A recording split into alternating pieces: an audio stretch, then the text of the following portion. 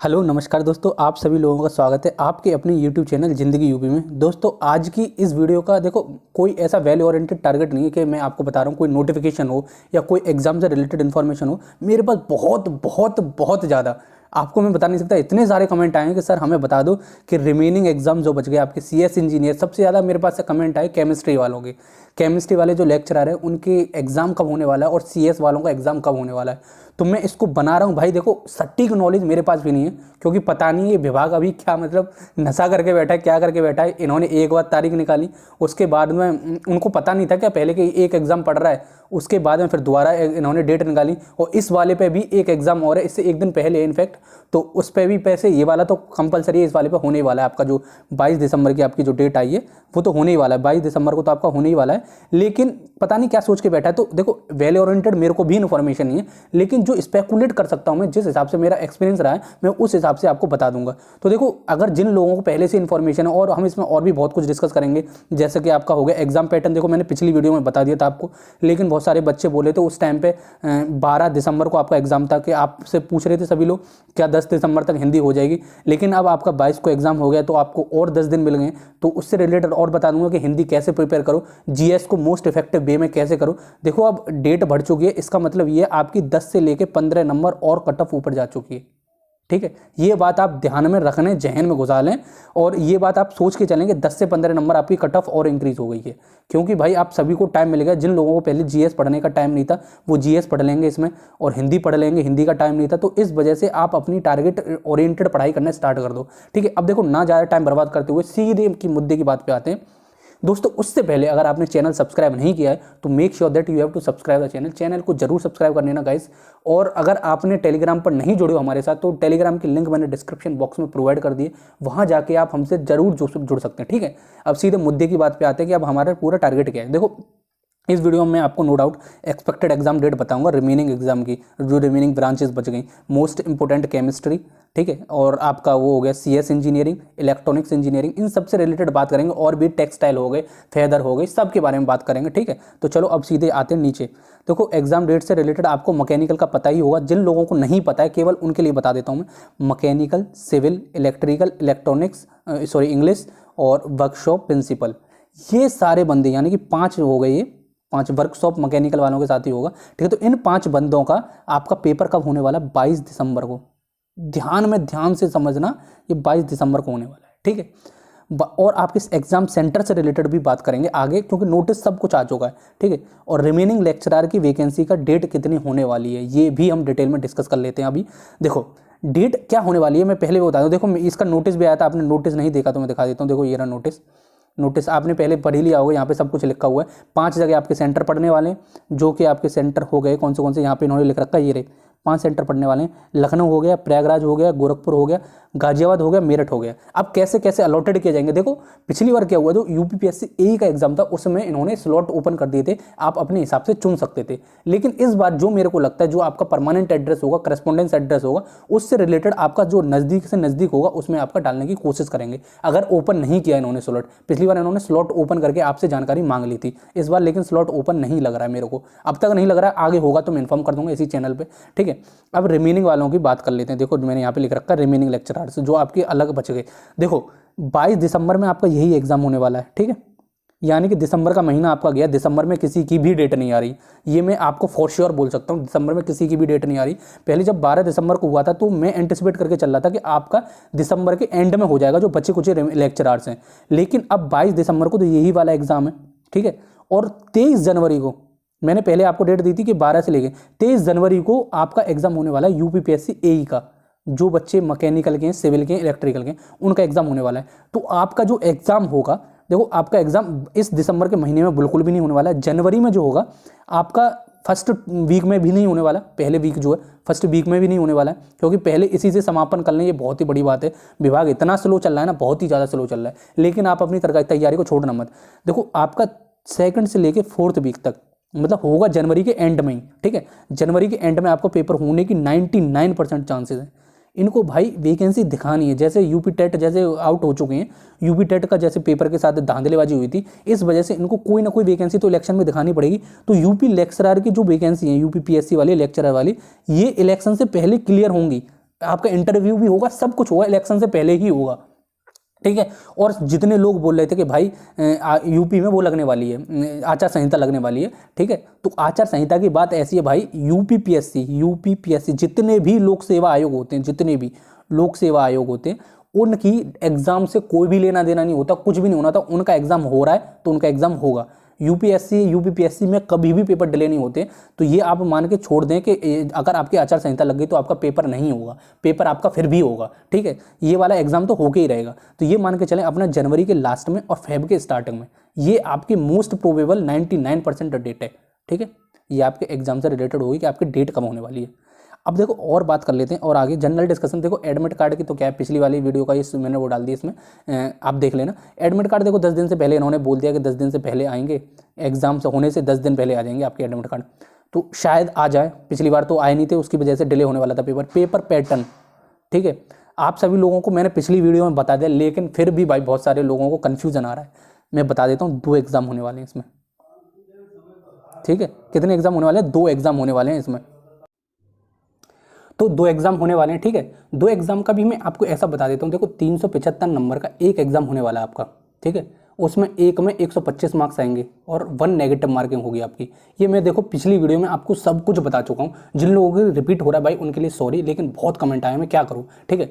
तो आपका ये पेपर हो जाता है। अब हम प्रिपरेशन स्ट्रेटेजी के बारे में बात कर लेते हैं, क्योंकि भाई आप सभी लोगों के लिए हिंदी वाला पोर्शन जो है बहुत इंपॉर्टेंट हो जाता है प्रिपेयर करने के लिए। जीएस वाला प्रपोर्शन जो पोर्शन है आपका, वो भी बहुत इंपॉर्टेंट हो जाता है। मैंने हर एक के लिए अलग अलग एक डेडिकेटेड वीडियो बना दिया कि आपको जीएस कैसे पढ़ना है, कौन से टॉपिक पे आपको मोस्ट इफेक्टिव वे में तैयारी करनी है, ये सब कुछ मैं बना चुका हूँ। देखो मैं आपको दिखा भी देता हूँ उसकी थंबनेल कैसी है। देखो मैं आपको दिखाता हूँ यहाँ पे। देखो उसकी थंबनेल ऐसी है जिसमें मैंने लिख रखा था जनरल डिस्कशन करेंगे हम, और जीएस वगैरह मैंने सब कुछ बता रखा है उसमें कि आपको कैसे प्रिपेयर करनी है और कौन से इंपॉर्टेंट टॉपिक होने वाले हैं। मैंने सब कुछ डिटेल में डिस्कस किया है, लेकिन आपको फिर भी एक बार बता देता हूँ। देखो जीएस में, हिंदी में, देखो हिंदी का भी बताऊंगा मैं, लेकिन पहले जीएस के बारे में बात कर लेते हैं। देखो मैंने सब कुछ डिटेल में बता रखा, फिर भी बता देता हूँ। 3 से 4 क्वेश्चन आपको मुगल हिस्ट्री में पढ़ना है और बहुत ज़्यादा ध्यान से पढ़ना है। सबसे ज़्यादा आपको जो पढ़ के जानी है वो मैं स्टिक लगा देता हूँ, वो पढ़ के जानी है पॉलिटी। एक बार पढ़ लो भाई, लाइफ लाइन जितने भी आगे पेपर आएंगे उनके लिए भी बहुत इंपॉर्टेंट होगा। और जो आपका पेपर आने वाला है, अभी तो देखो इसी पे फोकस कर रहे हो आप, लेकिन जो तैयारी कर रहे हैं और आगे के लिए फ्यूचर के लिए भी, उनके लिए आरआरबी जेई वो भी आने वाला है, उसमें भी पॉलिटी वगैरह जो जीएस है आपका वो भी most important part role play करेगा। और एसएससी सेक्शन सीनियर इंजीनियर, अभी पता नहीं रेलवे का भी कुछ पता नहीं, लेकिन आएंगे आगे तो उसमें भी रोल इंपॉर्टेंट प्ले होने वाला है आपका। तो पॉलिटी बहुत इंपॉर्टेंट हो जाती है आपकी। और क्रॉप से रिलेटेड भाई वीडियो नहीं बना पा रहा हूँ मैं, चलो उसके भी बना दूंगा एक वीडियो क्रॉप से रिलेटेड, ठीक है। और एडिशनल मैंने जो बताया था करंट अफेयर पर ज़्यादा फोकस मत करो, मैं फिर दोबारा से बता रहा हूँ। इसमें पिछली वीडियो में भी बता चुका था, इसमें भी बता रहा हूँ कि आप करंट अफेयर पर ज़्यादा फोकस मत करो। ओनली 4 to 5 क्वेश्चन आपके आते हैं। अगर फिर भी आपको ज़्यादा ही मतलब मची है कि मेरे को करंट अफेयर पढ़ना ही पढ़ना है, तो क्या करो आप कोई किसी की एक मैराथन देख लो जिसमें आपका पूरा मंथ का कवर हो रहा है, पूरे मंथ का कवर हो रहे हो। मतलब देखो पिछली बार मैंने बताया था उस वीडियो में, फिर भी इसमें बता देता हूँ कि आपकी जो सितंबर पढ़ना है, अक्टूबर पढ़ना है और नवंबर पढ़ना है। दिसंबर के करंट अफेयर नहीं पढ़ने हैं क्योंकि पेपर प्रिंट हो चुका होगा पहले ही, ठीक है। सितंबर, अक्टूबर, नवंबर, क्योंकि ऑफलाइन फॉर्म में ये पेपर होता है, ये भी बता देता हूँ आपको, बहुत सारे लोगों को नहीं पता है। ऑफलाइन फॉर्म में पेपर होता है ये, ठीक है। और ऑनलाइन फॉर्म में नहीं होता है, ऑनलाइन में नहीं होता, ऑफलाइन में होता है। आपको OMR शीट बननी है, जिसमें ये गोल करते हैं आप, OMR शीट बननी है आपको, ठीक है। इसके लिए आप टेस्ट सीरीज लगाना शुरू कर दो भाई, बहुत ज़्यादा रोल प्ले करेगा, क्योंकि 125 क्वेश्चन है, एक पेपर 2.5 घंटे का है, ठीक है। 2.5 घंटे का एक पेपर है, टाइम बहुत ज़्यादा है। आप इसमें कर लोगे क्योंकि 1 लाइनर क्वेश्चन आते हैं, टाइम बहुत ज़्यादा है इनफैक्ट, तो टाइम की आपको दिक्कत नहीं होगी। जो दिक्कत होगी वो कॉन्सेप्चुअल की दिक्कत होगी, क्योंकि थ्योरेटिकल, मोस्टली थ्योरेटिकल पेपर आता है, ठीक है। थ्योरी ज़्यादा होती है इसमें, न्यूमेरिकल पोर्शन कम होता है इसमें, लेकिन कम होता है। जैसे पिछली बार जो आपका 40% 60% का वेटेज था, 40% आपके न्यूमेरिकल थे, 60% आपका वो हो गया थ्योरी थी। ये मैं यूपीपीएससी लेक्चरर की नहीं बात कर रहा, मैं ए की बात कर रहा हूँ, सेम पैटर्न है दोनों में, इसलिए मैं पिछली बार रेफर कर रहा हूँ, ओके। तो माय डियर फ्रेंड, अब मैंने आपको क्या बताया, आपको करंट अफेयर अगर ज़्यादा ही आपको लग रही है कि भाई मुझे करंट अफेयर पढ़ने चाहिए, तो आप पढ़ लेना, मैराथन जैसे कर लेना। आप सितंबर की मैराथन कर लेना, कोई भी चैनल पकड़ लेना, एक अक्टूबर की एक मैराथन कर लेना और एक नवंबर की मैराथन कर लेना। मैराथन वो है जो मतलब पूरे मंथ की आपको बताते हैं कि ये होने वाला है। सितंबर से पढ़ने का नंबर लगाना, अक्टूबर, नवंबर, इसमें से 1-2 तो कवर हो ही जाएगा आपका करंट अफेयर जो पेपर में आने वाला है। पॉलिटी तो पढ़नी ही है आपको, तो इससे रिलेटेड आपके कम से कम 10 क्वेश्चन हो जाएंगे जो मैंने लिख के दिया है। मतलब पूरा लिख के दिया तो उसमें तो कम से कम आपके 17 से लेकर 18 क्वेश्चन कर दोगे आप, ठीक है। तो इतने तो आप कर ही दोगे, और इतना जीएस में करने का मतलब बहुत अच्छा पेपर हुआ आपका, ठीक है। अब हम आगे और बात करते हैं। देखो मैंने इसमें सब कवर किया था आपको, पूरी वीडियो में दोबारा से बना रहा हूँ, ये केवल और केवल आप सभी लोगों के कमेंट की वजह से। मैंने पहले सब कुछ कवर कर दिया, जो लोग देख रहे होंगे वो कह रहे होंगे भाई पूरा रिपीट करके रख दिया, वीडियो बना दिया, व्यू बढ़ाने का काम कर रहा है। भाई मैं उसके लिए क्या ही बोलूँ, इतने नेगेटिव कमेंट आते हैं तो मैं क्या ही बोलूँ, लेकिन कुछ लोग जिनके लिए जेन्युइन ज़रूरत है उनके लिए मैं वीडियो बना रहा हूँ, ठीक है।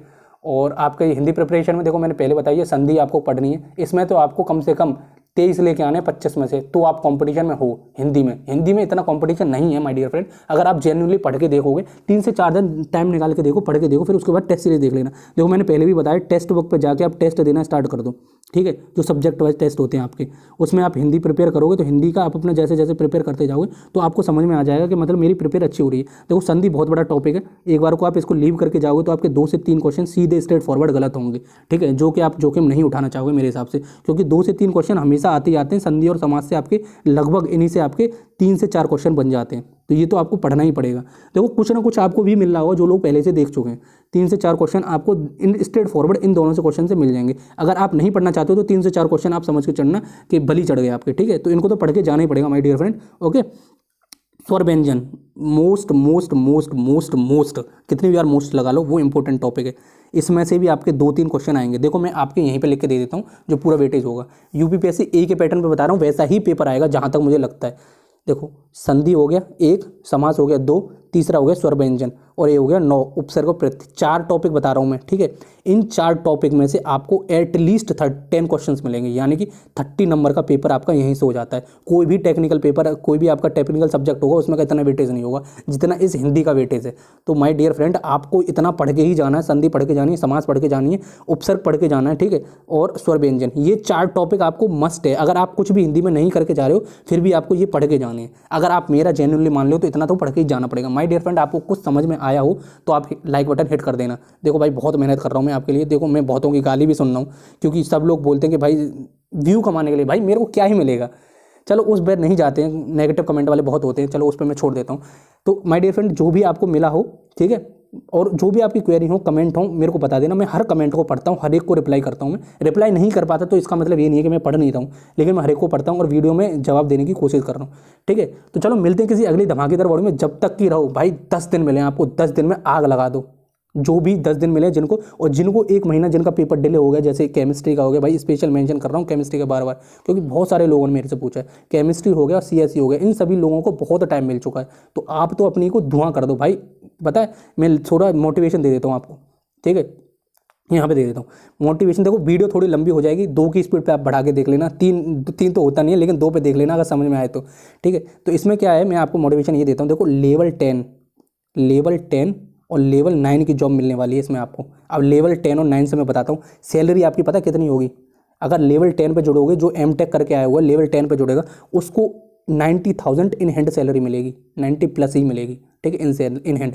और जो लेवल 9 पे जुड़ के जा रहा है, जो बीटेक करके जा रहा है, उसके पास बीटेक ही है, तो उसको मिलेगी 85 प्लस, 80 से लेके 85 प्लस, ठीक है। इतनी पता है कितनी किसी को मिलती है जो ईएसई क्लियर करके जाता है, ईएसई इंजीनियरिंग सर्विस, वो क्लियर करके जाए उसको मिलती है इतनी सैलरी। बहुत ज़्यादा सैलरी भाई। लेक्चर का ओहदा यूपी में, लेक्चरर का जो ओहदा होता है बहुत ऊंचा होता है। आपको यूपी में एक तहसीलदार के बराबर का औकात का मान के चला जा रहा है। आपकी जो कैपेबिलिटी है वो तहसीलदार के बराबर है, जो यूपीपीएससी क्लियर करके जाता है, ठीक है। लोक सेवा आयोग का पेपर क्लियर करके जा रहे हो आप, तो भाई अपनी तैयारी को अच्छी तरह से रखो। और कंपटीशन भी आपका बहुत कम है, 1,05,000 कोई ज़्यादा कंपटीशन है भाई, ये क्या है इतने। तो भाई अगर एचपीसीएल में फॉर्म निकलते हैं ना 100-200, उसमें पड़ जाते हैं फॉर्म, और ये 1337 वैकेंसी के लिए, ठीक है। और मैकेनिकल वाले गाइज के लिए मैं बता दे रहा हूँ, सबसे कम कंपटीशन है उनके लिए। मैकेनिकल वालों के लिए 33,000 सीट हैं, मैंने पहले बता भी रखा है। और वेरियस ब्रांचेस का बता रखा है, मुझे ध्यान नहीं है, केवल मैकेनिकल का ध्यान है, क्योंकि मैंने एक रिप्लाई दिया था बच्चे का, ठीक है। तो माय डियर फ्रेंड आपको तैयारी बिल्कुल धुआंधार देनी है भाई। हारा वही है जो लड़ा नहीं है, ठीक है। तो आपको लड़ना है, जी जान से लड़ना है। चलो मिलते हैं फिर किसी अगली धमाकेदार वीडियो में। देखो मैंने इसमें इतना बता दिया, कोई कमेंट में जरूर देखे को आपको कोई मिल जाएगा, कोई इतना ज्ञान क्यों दे रहा है, जरूर मिल जाएगा, देखना आप, ठीक है। चलो मिलते हैं फिर अगली धमाकेदार वीडियो में।